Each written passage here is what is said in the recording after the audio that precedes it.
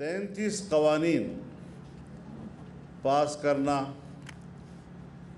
یہ پارلیمانی پریکٹس کے ساتھ ایک بڑا مذاق تھا۔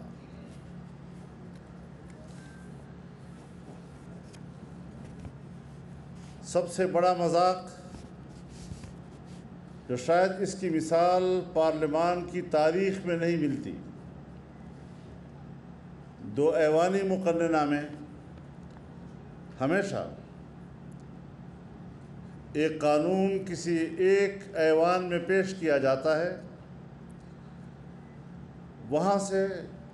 وہ یا قبول ہوتا ہے یا مسترد، پھر وہ دوسرے ایوان میں جاتا ہے۔ اگر دوسرے ایوان میں بھی وہ مسترد ہو جائے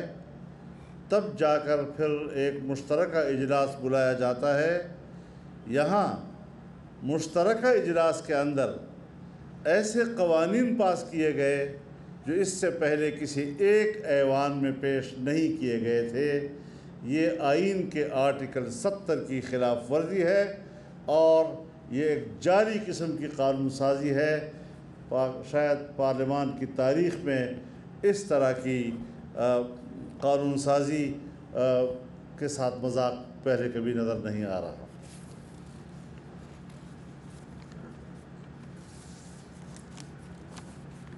موجودہ قانون سازی کے ذریعے سے الیکشن کمیشن کے اختیارات پر وار کیا گیا ہے۔ قوم کا مطالبہ ایک آزاد اور خود مختار الیکشن کمیشن کا ہے،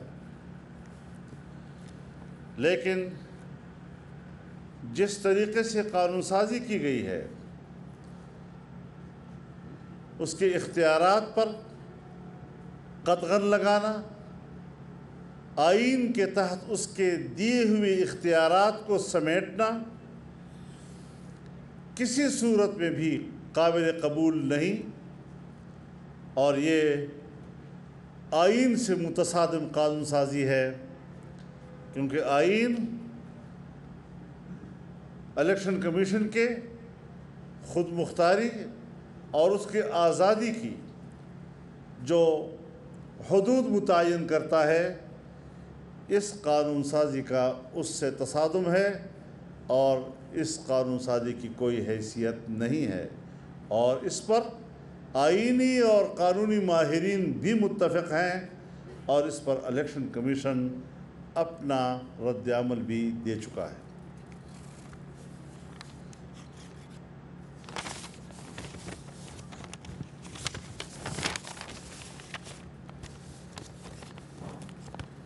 اجلاس میں ایک اہم مسئلے کی طرف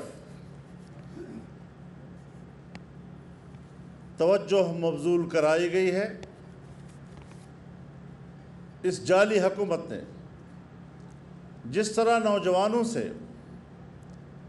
1 کروڑ نوکریوں کے وعدے کر کے تاریخ کا سب سے بڑا فراڈ کیا۔ 1 کروڑ نوکریاں کیا دیں گے کہ 50 لاکھ کے قریب نوکریاں لوگوں کو بے روزگار کر دیا گیا۔ 50 لاکھ گھروں کے نعرے کے ساتھ قوم کو دھوکہ دیا گیا۔ 50 لاکھ گھر کیا دیں گے؟ تجاوزات کے نام پر تقریباً 50 لاکھ گھر گرا دیے گئے۔ اسی طریقے سے اوورسیز پاکستانیوں کو ووٹ کے حق کی بات جس بھونڈے انداز کے ساتھ انہوں نے کی ہے، ہم اپنے اوورسیز پاکستانی بھائیوں کو پیغام دینا چاہتے ہیں انتہائی خلوص اور نیکنیتی کے ساتھ کہ اس جعلی حکومت اور دھاندلی کی پیداوار حکومت کے اس دھوکے میں مت آئیں۔ ہم اوورسیز پاکستانیوں کو پاکستان کا اثاثہ سمجھتے ہیں، اور اس حوالے سے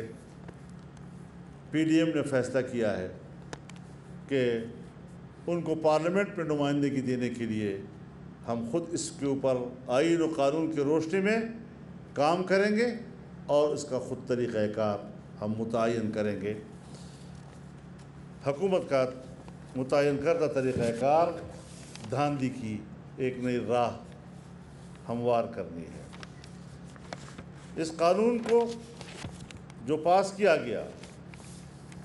ای وی ایم، یہ خدا جانے دنیا اس کو مسترد کر رہی ہے اور ہم اس کے ذریعے ووٹ کی بات کر رہے ہیں۔ ہم اس پری پول دھاندلی کو مسترد کرتے ہیں۔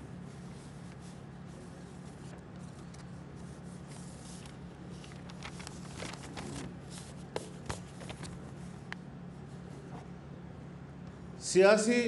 زعماء، پارٹی لیڈرز، بالخصوص جناب میاں نواز شریف صاحب اور ان کی جماعت کے اہم شخصیات، ان کے خلاف ماضی میں جو عدالتی فیصلے آئے اور جن کے ذریعے ان کو نااہل قرار دیا گیا، خود عدالت عالیہ ہو یا عدالت عظمیٰ ہو، ان کے محترم جج صاحبان کے ماضی کے وہ بیانات اور حال ہی میں گلگت بلتستان سے رانا نسیم صاحب کا بیان حلفی، رانا شمیم صاحب کا بیان، اور اب جو کل پرسوں ثاقب نثار صاحب کا آڈیو آ چکا ہے، آپ بتائیں، ہم عدالت کا احترام بھی کریں، ہم جج صاحبان کو اپنے آنکھوں پر بھی بٹھائیں، لیکن ان اپنے گھر کی گواہیاں اس حوالے سے جو عدالت پر سوالات اٹھے ہیں، ان کی آزادی اور خود مختاری پر جو سوالات اٹھے ہیں، ہم بڑے دکھی دل کے ساتھ یہ سمجھتے ہیں کہ اپنے اس مقام کو انہوں نے اپنے کردار سے دوبارہ حاصل کرنا ہوگا۔ یہ اعتماد انہوں نے اپنے کردار کی بنیاد پر بحال کرنا ہوگا۔ اب بہت مشکل ہو گیا ہے کہ جو سازشیں ماضی میں ایک منتخب وزیر اعظم کے خلاف آشکارا ہوئی ہیں، چاہے اس کا تعلق میاں نواز شریف صاحب کے ساتھ ہو یا ان کے پارٹی کے دوسرے لوگ یا دوسری جماعتوں کے دوسرے رہنماؤں کے حوالے سے ہو، یہ ملک کے خلاف سازش ہے، اصل میں کسی فرد کے خلاف نہیں، اس کے جمہوری نظام کے خلاف سازش ہوئی ہے، جس کا خمیازہ آج پاکستان کے عوام بے روزگاری، مہنگائی اور معاشی تباہی کی صورت میں بھگت رہے ہیں۔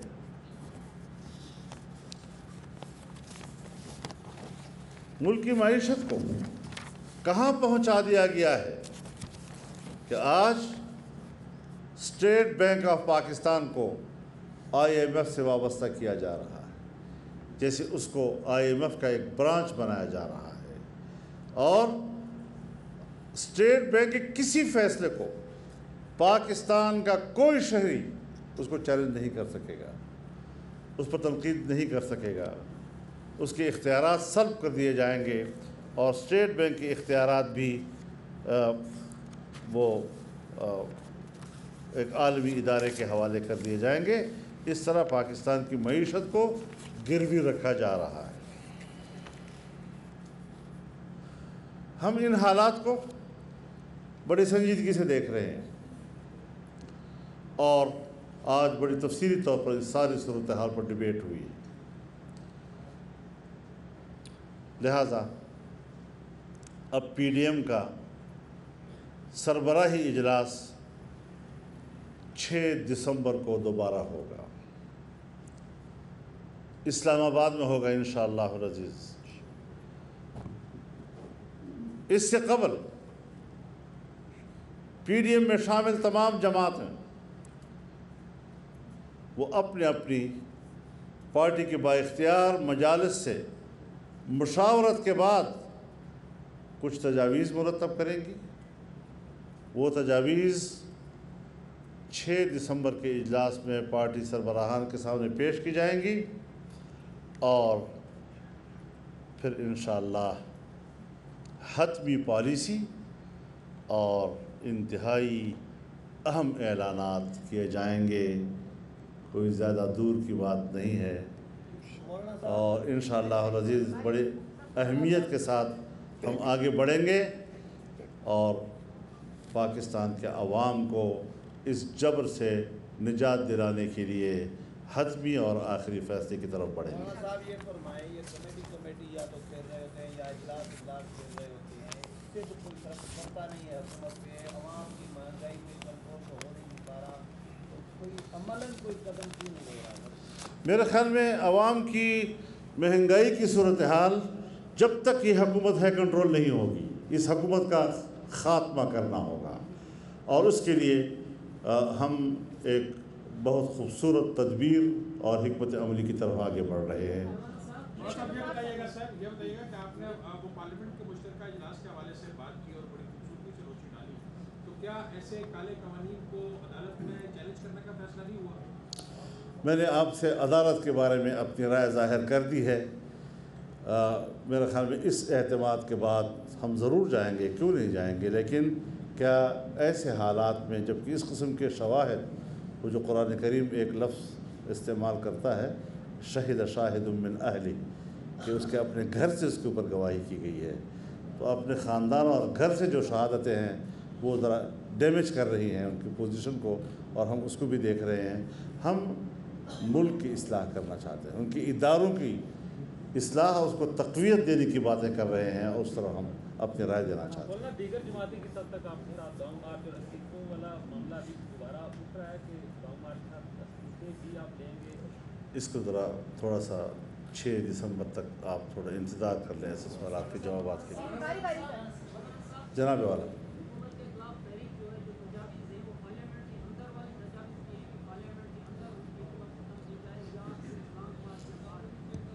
اگر میں ان جزیات کو آپ کے سامنے پیش کرتا تو کیا آج میں پیش نہیں کر سکتا تھا؟ تو اس لیے میں یہی عرض کر رہا ہوں کہ اب حتمی فیصلوں کی طرف جانے کے لیے پارٹیوں کے اپنے مجالس کے اندر حتمی تجاویز کے تحت ہم کچھ حتمی پالیسی کا فیصلہ کریں گے اور ہم اعلانات کی طرف جائیں گے انشاءاللہ۔ مولانا صاحب یہ بتائیے گا کہ آج آپ جیسے کہ ایجنڈے میں بھی تھا کہ لانگ مارچ کے حوالے سے فیصلے کیے جائیں گے، استعفوں پر آ کے آپ کا ڈیڈ لاک کیوں ہے؟ کیا کوئی بیانیے کا فرق آ رہا ہے؟ نہیں، ہم ایک مؤثر قسم کے اقدامات کی طرف جائیں گے، صرف آپ کے سامنے جوابات دینے کی حد تک نہیں، بلکہ کیا اس کے عملی آثار ہو سکتے ہیں، اس کے اثرات ملک پہ کیا مرتب ہو سکتے ہیں، ہماری صفوں میں اس کے لیے کیا نظم ہو سکتا ہے، ان ساری چیزوں کا جائزہ لینے کے بعد اگر ہم سوچ سمجھ کر فیصلے کریں گے تو وہ زیادہ مؤثر ہوں گے انشاءاللہ۔ ایک عوام میں تاثر پایا جا رہا ہے کہ اپوزیشن جو ہے، اور اپوزیشن پی ڈی ایم ان کا ایک اہم جزو ہے، اپوزیشن جو ہے وہ نہ تو مفاہمت کی طرف کھل کے آ رہی ہے، نہ ہی مذاکرات کی طرف کھل کے آ رہی ہے۔ ایسا کیوں آپ لوگ ایک فیصلہ کرتے اس کے اوپر عمل نہیں کرتے کہ ہم نے بین چلنا ہے منافقت وہ بات آپ نے کہہ دی ہے۔ آپ کے اسی سوال کا جواب جو ہے انشاءاللہ 6 ستمبر تک ہم دیں گے انشاءاللہ۔ 6 دسمبر 6 دسمبر عدالت کی بات کی، کیا آڈیو اور ویڈیوز جو لیک ہو رہی ہیں اس میں چیف جسٹس کو سموٹو لینا چاہیے، اور ساتھ ہی مریم نواز صاحبہ کا عدالت میں کیس ہے، 15 سے زائد بار انہوں نے اعتراف درخواست دائر کی، اس طرح کے کیسز کا جلد فیصلہ کیا ہونا چاہیے تاکہ عوام کو آگاہی؟ دیکھیے، عدالت کے فیصلے تو عدالت نے کرنے ہیں، انہوں نے خود اس کا جائزہ لینا ہے کہ وہ ثاقب نثار صاحب کی طرف سے اوپر سے پریشر کے تحت فیصلے کر رہے ہیں یا آئین و قانون کے تحت انصاف کے فیصلے کر رہے ہیں۔ بہت شکریہ۔ اس میں ابھی کورٹ پی ڈی ایم سربراہی اجلاس کے بعد مولانا فضل الرحمان میڈیا سے گفتگو کر رہے تھے۔